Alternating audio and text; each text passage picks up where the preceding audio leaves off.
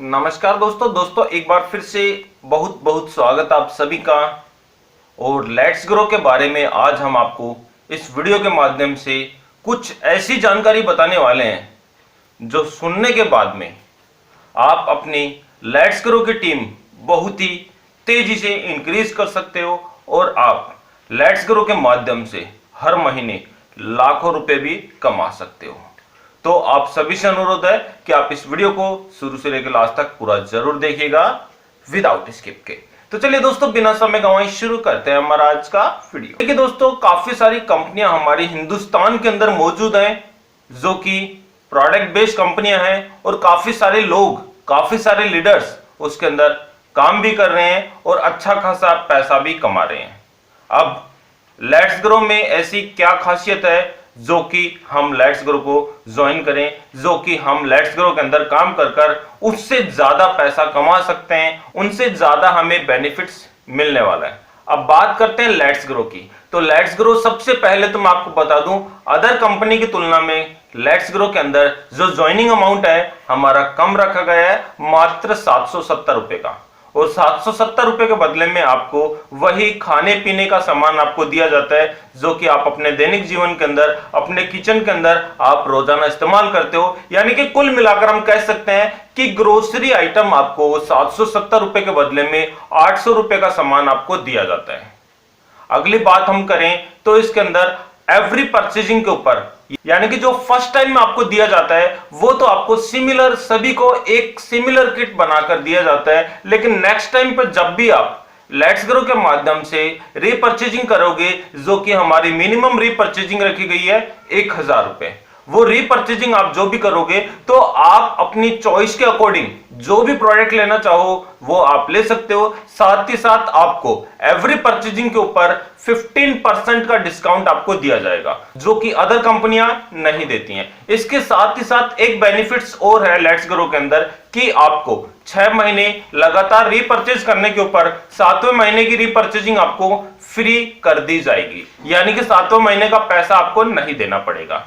इसके साथ एक एडिशनल बेनिफिट्स और लेट्स ग्रो हमें देता है, सैलरी, ईएसआई और पीएफ हमें लेट्स ग्रो के माध्यम से प्राप्त होता है। साथ ही साथ इसके अंदर काफी अट्रैक्टिव रिवार्ड्स लेवल अचीवमेंट के ऊपर रखे गए हैं। और इतना ही नहीं, रीपरचेज के ऊपर भी आपको आपका कमीशन लेट्स ग्रो के माध्यम से प्राप्त होने वाला है। अब बात करते हैं कि लेट्स ग्रो को हम क्यों ज्वाइन करें और लेट्स ग्रो के अंदर अगर हम ज्वाइन कर लेते हैं तो हमारी टीम को किस प्रकार से डेवलप करें, किस प्रकार से हमारी टीम को हम ज्यादा से ज्यादा इंक्रीज कर कर लेट्स ग्रो के माध्यम से हर महीने लाखों रुपए कमा सकते हैं। तो इसके लिए सबसे पहला काम है कि आपको अपनी सोच बदलनी होगी, आपको थोड़ा सा मेहनत करना होगा और आप एक काम करिए कि सुनिए सभी की, ध्यान दीजिएगा जो चीज मैं बताना चाह रहा हूं, सुनिए सभी की, करिए अपने मन की। जो आपका मन करता है वही काम आप करिए, सुनना सभी की। यानी कि कोई आपको ऐसे लोग भी मिलेंगे जो कि लेट्स ग्रो के अंदर काम कर कर बिल्कुल से फेलियर साबित हो चुके हैं। कई लोग ऐसे मिलेंगे जो कि मोदी केयर के अंदर काम कर कर फेलियर साबित हो चुके हैं। कई लोग आपको ऐसे मिलेंगे जो कि आईएमसी के अंदर, या फिर हम कह सकते हैं कि ओके लाइफ केयर के अंदर, या फिर हम कह सकते हैं कि वेस्टीज के अंदर काम कर कर फेलियर साबित हो चुके हैं और वो नेटवर्क मार्केटिंग से बिल्कुल घृणा कर चुके हैं। यानी कि नेटवर्क मार्केटिंग का नाम अगर उनके सामने कोई लेता है तो वो गाली गलौज पर भी उतर आते हैं और आपको बिल्कुल डिमोटिवेट करने में किसी प्रकार की कोई भी कसर वो नहीं छोड़ते हैं। तो सबसे पहला काम है, अगर आपको लेट्स ग्रो के अंदर आगे बढ़ना है तो आपको एक काम अपनाना होगा जो बहुत ही आवश्यक है। लेट्स ग्रो में नहीं, नेटवर्क मार्केटिंग के अंदर अगर आप किसी भी कंपनी को ज्वाइन करते हो तो यह काम आपको जरूर अपनाना चाहिए कि आप सुनो सबकी, करो अपने मन की। इसके लिए मैं आपको बहुत सटीक उदाहरण आज आपको देने वाला हूं और वो उदाहरण सुनने के बाद में, वो कहानी सुनने के बाद में आप जान जाओगे कि हां वाकई में जब अपने अंदर जज्बा होता है, जब अपने अंदर काम करने की ललक होती है और जब हमने कुछ भी काम करने की ठान ली तो कुछ भी समस्या हो, चाहे वो कितनी भी बड़ी हो, बहुत हमारे लिए छोटी बन जाएगी और हम उस समस्या को दूर कर कर आगे बढ़ सकते हैं। तो एक समय की बात है यानी कि सभी लोग एक समय की बात बोलते हैं। मैं आपको बताऊंगा, एक गांव की बात है, ठीक है। एक गांव की बात थी। उस गांव के अंदर काफी सारे मेंढक रहते थे। तो उन मेंढकों के अंदर, दो मेंढक के अंदर आपस में काफी ज्यादा लगाव था। एक था राम और एक था श्याम। राम बहुत ही एक्टिव था और श्याम बहुत ही सुस्त था। यानी कि श्याम हमेशा दूसरों के ऊपर डिपेंड रहता था और श्याम बहुत ही, मान लीजिए, आलसी किस्म का व्यक्ति था। लेकिन दोनों में दोस्ती थी, बहुत गहरी दोस्ती। एक प्रकार से हम कह सकते हैं कि ये दोस्ती हम नहीं छोड़ेंगे, मरते दम तक नहीं छोड़ेंगे, चाहे कैसी भी परिस्थिति हो, हम एक दूसरे का साथ नहीं छोड़ेंगे। इस प्रकार की वो कस्में खाया करते थे और एक दूसरे के बिना वो रहते नहीं थे। एक दूसरे की शक्ल देखे बिना वो खाना नहीं खाया करते थे। खूब जबरदस्त दोस्ती थी उनके अंदर। तो एक दिन सभी मेंढक, बारिश का समय था और सभी मेंढक घूमने के लिए बाहर निकलते हैं। कोई 20-25 मेंढकों की टोली एक साथ निकलती है। राम और श्याम भी उसके साथ निकलते हैं। तो चलते चलते चलते चलते जंगल के अंदर राम और श्याम, राम का पांव फिसलता है एक गड्ढे के अंदर और श्याम उसको बचाने के चक्कर में अपना हाथ डालता है और दोनों ही उस गड्ढे के अंदर गिर जाते हैं।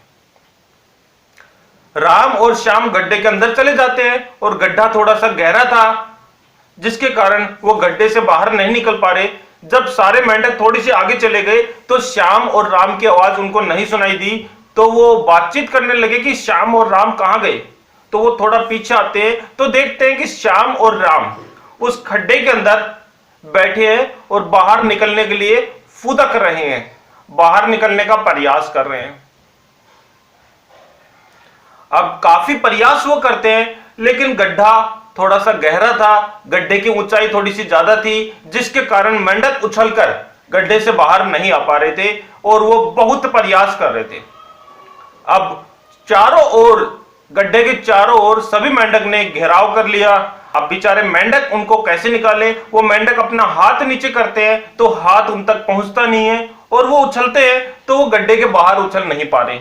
अब बहुत बड़ी समस्या आ गई और गड्ढा थोड़ा गहरा था, जिसके कारण वो काफी प्रयास करते हैं, थक जाते हैं। तो फिर उनके प्रयास को देखते हुए ऊपर जितने भी मेंढक थे जो कि गड्ढे के चारों ओर एक, ये मान लीजिए, सर्किल बनाकर खड़े थे, उनको देख रहे थे, उनको बार बार कह रहे थे कि आप कोशिश मत करिए, आप बाहर नहीं निकल पाओगे।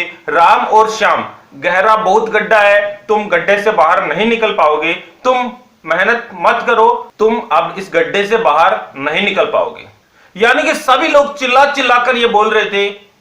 तो वो उछल रहे थे, गड्ढा थोड़ा सा डाउन था, गहरा था, जिसके कारण उनके कानों तक उन सभी लोगों की आवाज नहीं पहुंच रही थी। अब श्याम बेचारा आलसी था, वो भी कूद रहा था। अब आलसी था तो श्याम ने उन ऊपर वाले सभी मेंढक की आवाज सुन ली कि गड्ढा बहुत गहरा है और तुम गड्ढे से बाहर नहीं निकल पाओगे, और दोनों इस प्रकार से उछल रहे थे निकलने के लिए। तो श्याम ने उनकी बात सुन ली और श्याम ने बात जब सुन ली तो श्याम बिल्कुल आलसी था और श्याम हताश हो चुका। बिल्कुल श्याम का मुंह इतना सा हो गया मंगोड़ी की जैसा, बिल्कुल ये मान लीजिए उदास बन गया श्याम। अब उदास बन गया और श्याम ने उछलना बंद कर दिया और श्याम एक कोने में जाकर बिल्कुल इस प्रकार से हताश होकर बैठ गया। अब राम था, राम फिर भी उछल रहा। अब राम ऊपर उन लोगों की तरफ देख रहा तो सभी लोग चिल्ला रहे थे, श्याम और राम, तुम इस गड्ढे से बाहर नहीं निकल सकते, तुम इस गड्ढे से बाहर नहीं निकल सकते, तुम उछलना बंद कर दो, क्यों थक रहे हो तुम इस गड्ढे से कभी भी बाहर नहीं आ पाओगे। अब श्याम तो बेचारा सुन चुका था उनकी बातें, अब राम नहीं सुना था। राम देखा कि मुझे वो प्रोत्साहन कर रहे हैं, मुझे वो बाहर से प्रोत्साहन कर रहे हैं कि हां इस बार तू बाहर निकलेगा, इस बार एक कोशिश और कर, बाहर निकलेगा।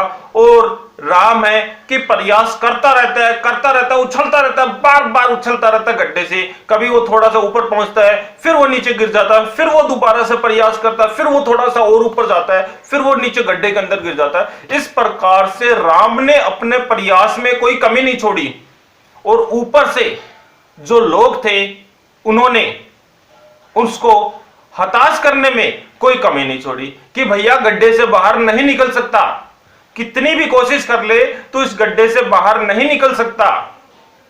अब राम है, राम को प्रोत्साहन मिल रहा था कि सभी लोग मुझे गड्ढे से बाहर आने के लिए बोल रहे हैं, लेकिन वो सभी लोग उसके विपरीत थे। सभी लोग उसको बोल रहे थे कि भैया कोशिश मत कर, तू गड्ढे से बाहर नहीं निकल सकता, क्योंकि गड्ढा गहरा है और ये गड्ढा ही अब तेरी जिंदगी बनने वाला है। तुझे अपना जीवन इसी गड्ढे के अंदर यापन करना होगा और तू शायद इस गड्ढे से बाहर कभी भी नहीं निकल पाएगा। लेकिन राम ने फिर भी प्रयास करना नहीं छोड़ा और उछलता उछलता उछलता उछलता अंतिम में उस गड्ढे से बाहर निकल जाता है। जब गड्ढे से बाहर निकल जाता है तो सभी लोगों को अचंभा होता है कि यार राम ने यह करके दिखा दिया, राम ने यह करके दिखा दिया, आखिर यह मुमकिन कैसे हुआ। सभी लोग बोल रहे थे कि गड्ढे से बाहर नहीं निकलेगा।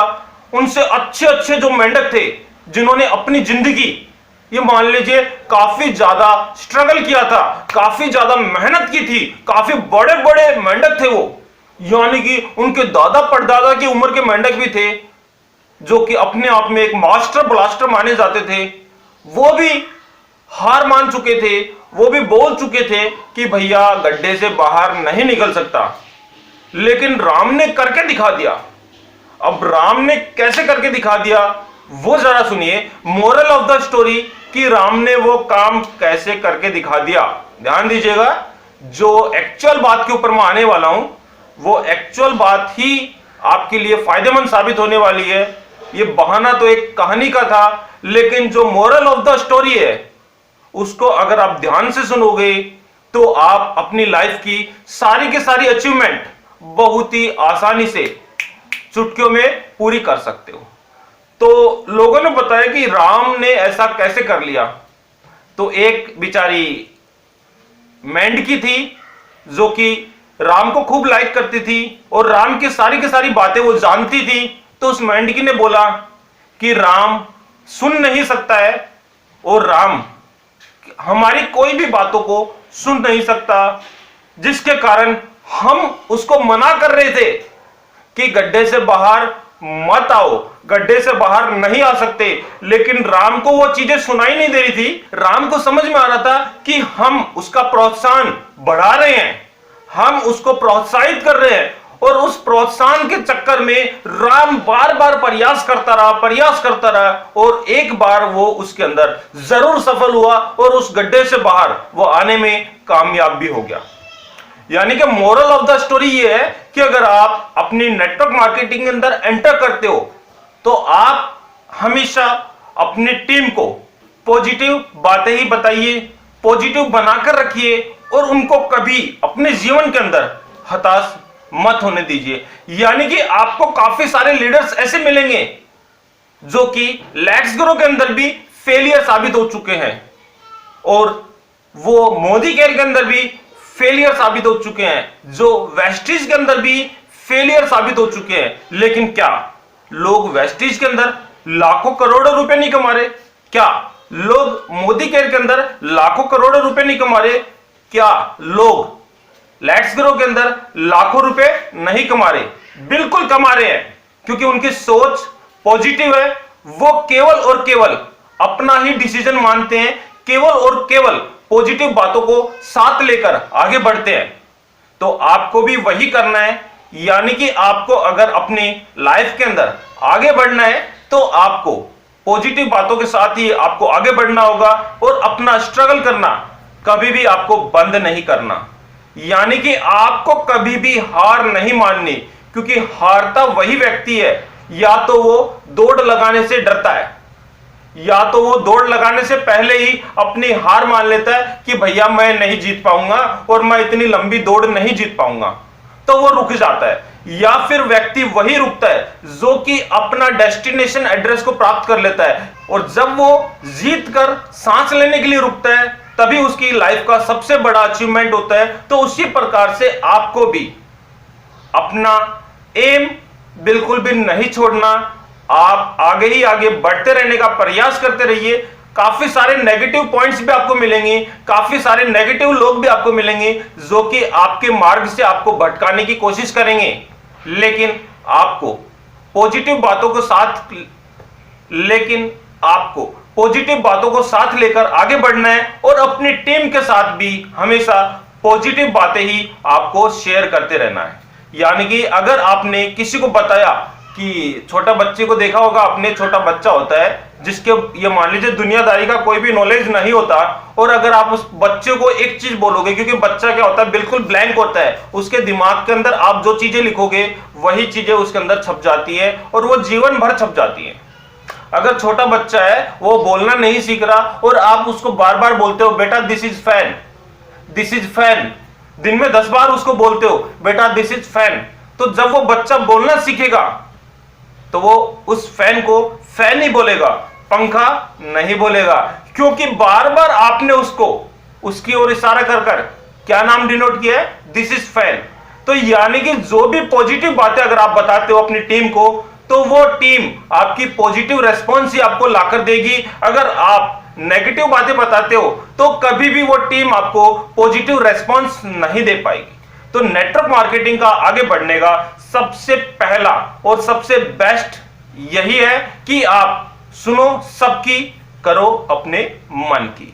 जी हां दोस्तों, यही कुछ छोटी सी इंफॉर्मेशन थी, सोचा आप लोगों के साथ शेयर कर ली जाए। वीडियो आपको अच्छा लगा तो एक लाइक जरूर कर देना, और हां दोस्तों, अगर आप हमारे चैनल पे पहली बार आए तो वीडियो को लाइक, शेयर और चैनल को सब्सक्राइब करना